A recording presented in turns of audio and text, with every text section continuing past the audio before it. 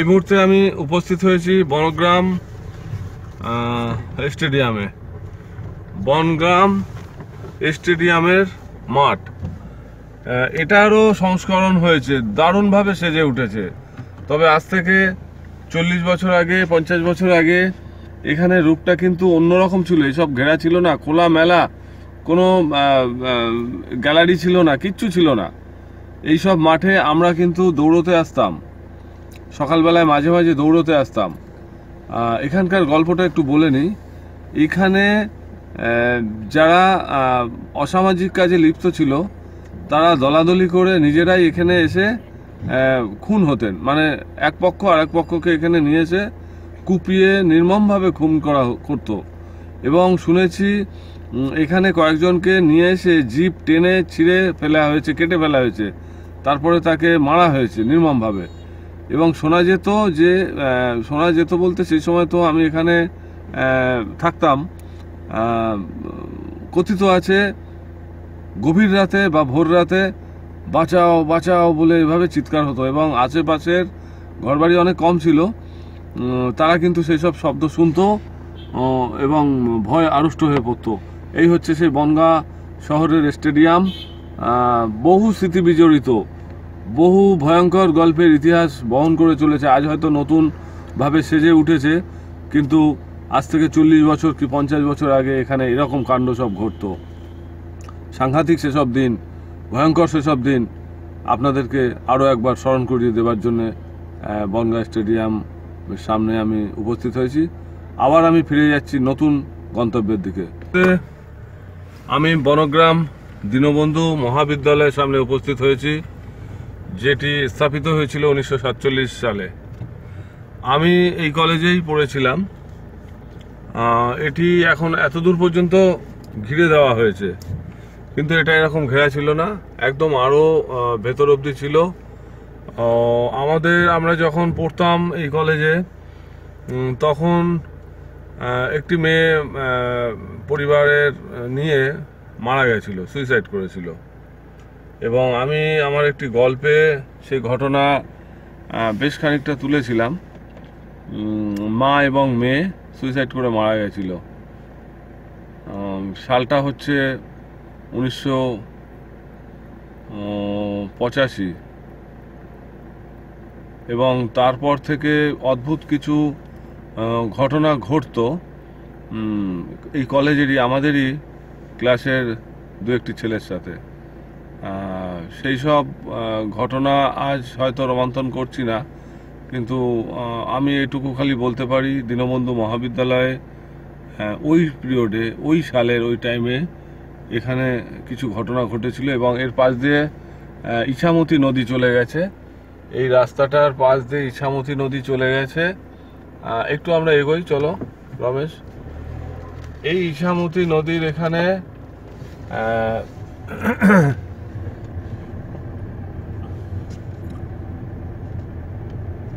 একবার নৌকা ডুবি হয়েছিল।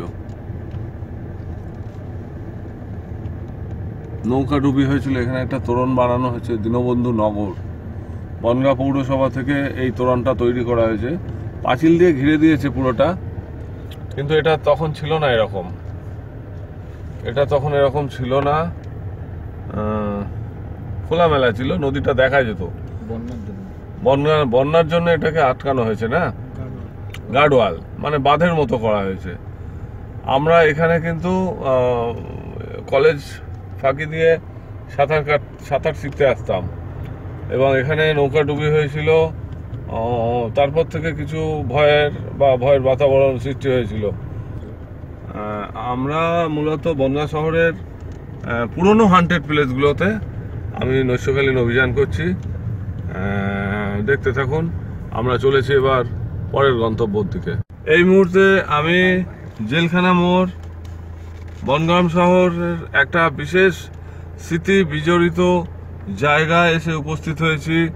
নৈশকালীন অভিযান, অশরীরীর খোঁজ, বনগাঁ শহরের পুরানো ইতিহাস। দাঁড়াও, অপেক্ষা করো। এইখানে মরা কাটা ঘর ছিল, দাঁড়াও। এইখানে ছিল পুরানো মরা কাটা ঘর। ঠিক আমার ডান দিকে যে বন্ধ হয়ে আছে গ্রিলটা, তীর্থঙ্কর, আমি ঠিক বলছি? এইটাই ছিল পুরানো মরাকাটা ঘর। তুমি তখন হয়তো জানো না, তোমার জন্ম হয়নি। এটা 40 বা 50 বছর আগের কথা বলছি। এইখানের গল্পটা কীরকম, এই রাস্তাটা ছিল খুব ভয়ঙ্কর, এবং এর পিছনে যে চাকদা রোড, যেটা আমি ডিঙিয়ে এখানে এলাম, ওখানের গল্পটা হচ্ছে আমার মামা, অনেক বছর আগের কথা, আমার মামা একবার ভোরবেলায় ফার্স্ট ট্রেন ধরবার জন্য এই রাস্তা দিয়ে যাচ্ছিলেন। তখন 60 শিশু গাছ ছিল দুপাশে, দৈত্যাকার। মামা পার হচ্ছে, রাস্তা যাচ্ছে, ভাবছে যে একজন লোক যদি সাথে পেতাম ভালো হতো। এমন ভাবতে ভাবতে একজন লোক সত্যি সত্যি তার আগে আগে যাচ্ছে, এবং আমার মামা তাকে ডাকছে, ও দাদা দাঁড়ান, কিন্তু লোকটি দাঁড়ায় না, শোনেও না। সে তার হাঁটার গতি আরও বাড়িয়ে দেয়। মামা আরও তাড়াতাড়ি হেঁটে তাকে ধরবার চেষ্টা করে, কিন্তু দেখছে যতই মামা জোরে হাঁটছে সেই ভদ্রলোকটাও তত তাড়াতাড়ি হেঁটে যাচ্ছে, ধরতেই পারছে না। তারপর এরকম হতে হতে দেখলো লোকটি এই মরাকাটা ঘরের এই রাস্তা ধরে নিল। মামা একটু যেন মনে একটু ভয় পেল, যে কি ব্যাপার, লোকটি কিছুতেই দাঁড়ালো না, এই মরাকাটা ঘরের দিকে ঢুকলো। এরকম ভাবতে ভাবতে হঠাৎ দেখছে মামা একটা বিরাট বড় সড়ো বিড়াল রাস্তার এপার থেকে ওপারে ডাকতে ডাকতে যাচ্ছে। মামা তখন বুঝতে পারলো আজকে কিছু সমস্যা আছে এখানে। এরকম ভাবতে ভাবতে মামা ওখানে দাঁড়িয়ে পড়লো এবং দেখলো যে ওই প্রকাণ্ড শিশু গাছের ওপরে যেন কিছু একটা দাঁড়িয়ে আছে, এবং তার শরীরের কোনো অংশ নিচে ঝুলে আছে। মানে খুব সাংঘাতিক, ভয়ঙ্কর, অভাবনীয় একটা দৃশ্য। এবং মামা এটি দেখার পরে সেখান থেকে পুরো ব্যাক করে এবং বাড়ি চলে আসে। সেদিনকে আর ট্রেন ধরবার জন্য তিনি স্টেশনের দিকে রওনা হন না, চলে আসে পেছনে। এই হচ্ছে আজ থেকে 50 বছর আগের পুরনো একটি গল্প, বনগাঁ শহরের এই পুরনো লাশকাটা ঘরের। আজ আর লাশকাটা ঘরটা এখানে নেই, স্থানান্তরিত হয়েছে নতুন জায়গায়। আমরা সেখানেও নিয়ে যাব আপনাদের, সেখানকার ঘটনাটাও আপনাদের জানাবো। তো এখান থেকে আমি এখন ক্যামেরা বন্ধ করব, আবার নতুন গন্তব্যের দিকে রওনা হব। ওকে, ধন্যবাদ। এই মুহূর্তে চলো আমি নতুন মরাকাটা ঘরের দিকে ঢুকতে চলেছি, বনগাঁ হাসপাতালের। এটা 2 নম্বর গেট তো তীর্থঙ্কর? এটা 2 নম্বর গেট। হ্যাঁ, 2 নম্বর হাসপাতালের 2 নম্বর গেট। এখানে মৃতদেহ টানবার খাটিয়া রয়েছে। এই হচ্ছে বনগ্রাম হাসপাতালের নতুন মর্গ। তাও বহু বছর হয়ে গেল, 50 বছরের আগের বা 40 বছর আগের মর্গ আপনাদের দেখিয়ে আনলাম। এটা হচ্ছে নতুন মর্গ, তবে নতুন বলতে সেই অর্থে নতুন না, এও বহু পুরানো হয়ে গেছে। এখানে এই মুহূর্তে অনেক বেওয়ারিশ লাশ আছে। আমি এখানে যিনি মরা লাশ কাটেন, যিনি নিরঞ্জন, তার সাথে একটু আগে আমার কথা হয়েছে। নিরঞ্জন বললেন যে এখানে বেশ কিছু বেওয়ারিশ লাশ এখন আছে এই মুহূর্তে। খুবই পচা, দুর্গন্ধ। কিছু কিছু লাশে নাকি পোকা হয়েছে। আপনি এখন রাত্রে এখানে কাটাতে পারবেন না, আপনি বমি করবেন। আমি ভেবেছিলাম রাতটা এখানে কাটাবো, কিন্তু উনি বলছেন যে না, আমি আপনাকে এই লাশগুলো বেরিয়ে গেলে পরে আপনি আমার ফোন নাম্বার দিন, আমি আপনাকে কন্ট্যাক্ট করে নেবো। এই লাশগুলো বেরিয়ে গেলে আসুন। এগুলো খুব সাংঘাতিক। আমরা 30 বছর হয়ে গেল কাজ করছি, আমরা নিজেরাই ঘৃণা পাচ্ছি, মানে সুস্থভাবে যেতে পারি না এর মধ্যে। আপনি যাবেন তো? যাই হোক, রাত্রের এই অভিযানটা আমি ওই জন্য বন্ধ রেখেছি। তবে এখানের গল্প একটা আছে, একটু এগিয়ে চলো রমেশ।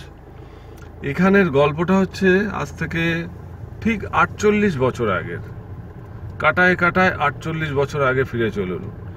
এসব কিচ্ছু ছিল না, ঝোপঝাড় ছিল, ছোট ছোট গুল্ম ছিল, লতা ঝোপ ছিল। আর একটু এগিয়ে চলো, আমার গাড়িটা এগিয়ে যাচ্ছে। এখানে সামনে বনগাঁ হাসপাতালের কিচেন আছে। রোজিনার মামা এখানেই চাকরি করতেন এক সময়। আপনারা রোজিনারকে তো চিনে গেছেন, আমার ক্যামেরা পার্সন। রোজিনার মামা এখানে এক সময় চাকরি করতেন, তিনি এখন আর নেই, গত হয়েছেন। এইখানে একটু দাঁড়িয়ে যাও রমেশ। এই যে দেখতে পাচ্ছেন একটা বট গাছ, একটা বহু পুরানো বট গাছ। এখান দিয়ে সেই সময় ছিল ঝোপঝাড়। এখানের গল্প একটা বলি। একবার এই শক্তিগড় গ্রামের একটি ছেলে সন্ধ্যাবেলায়, ভর সন্ধ্যাবেলায় এখানে বাহ্যক্রিয়া সম্পাদন করবার জন্য এখানে একটি ঝোপে দাঁড়িয়েছিল এবং সে টয়লেট করবার সঙ্গে সঙ্গে দেখছে সেই ঝোপের মধ্যে থেকেই হুড়মুড় করে একটি মেয়ে ছেলে বেরিয়ে এলো। যে ঝোপের মধ্যে একটা মানুষ লুকিয়ে থাকলে বা বসে থাকলে পরিষ্কার দেখা যেতে পারে, তার ভেতর থেকে একটা মেয়ে ছেলে বেরিয়ে এলো, এসেই হন্তদন্ত হয়ে ঠিক এদিকে লাশ কাটা ঘরের দিকে চলে গেল এবং লাশ কাটা ঘরের ওখান থেকে তাকে আর দেখা গেল না। আজ থেকে 48 বছর আগে। ভাবুন কি অবস্থা ছিল। যারা বনগাঁয় বাস করেন তারা কিন্তু অনুমান করতে পারছেন আমি 48 বছর আগে আপনাদের নিয়ে যাচ্ছি যাদের, কি অবস্থা ছিল।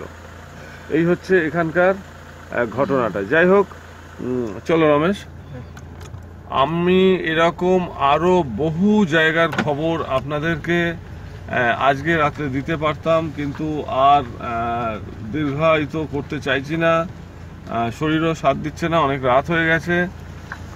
আমি পরে আবার কখনো আপনাদের প্রোগ্রাম এরকম দেব। বহু পুরানো বনগাঁ শহরের ভৌতিক ইতিহাস।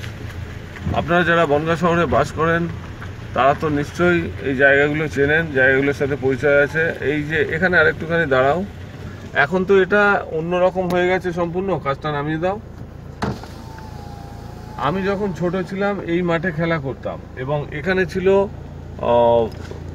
ছিল অপারেশন থিয়েটার, এটার পাশেই ছিল অপারেশন থিয়েটার, এসব নেই এখন, চেনা যায় না।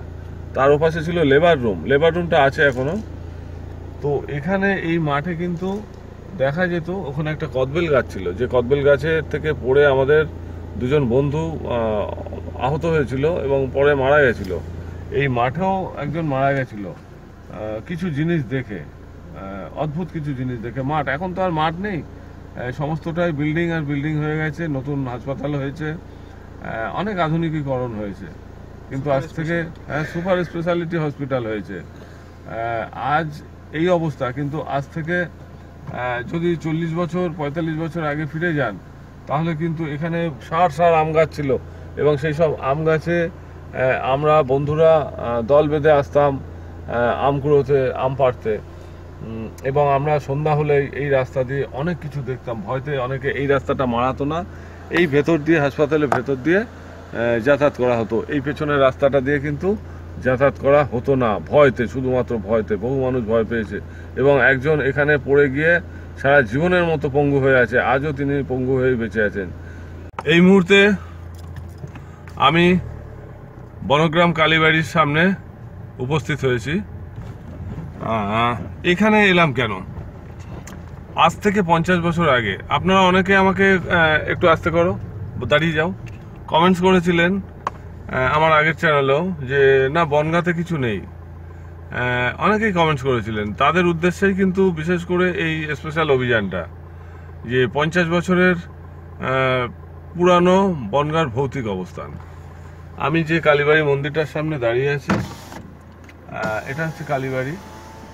এখানকার গল্পটা হচ্ছে, গভীর রাতে এখান থেকে কেউ একজন আসতেন, ঠিক ওই দিকটা থেকে এখানে এই রাস্তায় চাকদা রোডে উঠতেন এবং লাল পেড়ে শাড়ি পরা, তার চুলগুলো খোলা থাকতো, খালি পায়ে তিনি হেঁটে যেতেন, এই রাস্তা দিয়ে সোজা হেঁটে যেতেন। খুব অনেকটা আগে গিয়ে একটা চাপা গাছ ছিল, ফুল ঝরতো এবং ফুল ফুটতো এবং খুব সুন্দর গন্ধ বেরোতো। এগুলো আমার নিজের দেখা, মানে এই গাছটা, চাপা গাছটার গল্প বলছি, যেটা ওই চাপা গাছ অবধি সেই ভদ্রমহিলা হেঁটে যেতেন কিন্তু, এবং তারপরে ওখান থেকে অদৃশ্য হয়ে যেতেন। এইটা কিন্তু অনেকে দেখেছেন সেই সময় 50 বছর আগে। আপনারা তো অনেকে যারা এখন জানেন না বনগাঁয় এইসব সেজে ওঠা জায়গায় আগে কি ধরনের ঘটনা বা গল্প হতো, আর সেই সব স্মৃতিকে রোমন্থন করবার জন্যই আজকে আমি এই অনুষ্ঠানটা করছি। 50 বছর আগে বলাকা ক্লাব সামনে আছে, পেছনে প্রতাপগড় ক্লাব, আর এই কালীবাড়ির এই রাস্তাটা দিয়েই মাঝে মাঝে কেউ হেঁটে যেতেন গভীর রাতে। লাল পেড়ে শাড়ি, মাথায় চুল ছাড়া হেঁটে চলেছেন। একবার ভাবুন, 50 বছর আগে ফিরে যান, বুঝতে পারবেন কীরকম একটা রোমাঞ্চকর এবং ভয়ঙ্কর একটা বাতাবরণ। যাই হোক, আমি শ্রী বিশ্বনাথ আপনাদের বনগাঁ শহরে ঝটিকা শহরে এলাম এবং কিছু বহু পুরানো ভৌতিক অবস্থান বা ভৌতিক গল্পের কথা রোমন্থন করলাম। আশা করি আপনারা এই জায়গাগুলোকে একটু খোঁজখবর করলে অনেক কিছু আরও জানতে পারবেন। ভালো থাকুন, সুস্থ থাকুন, আবার দেখা হবে। শুভরাত্রি। চলো স্টার্ট দাও।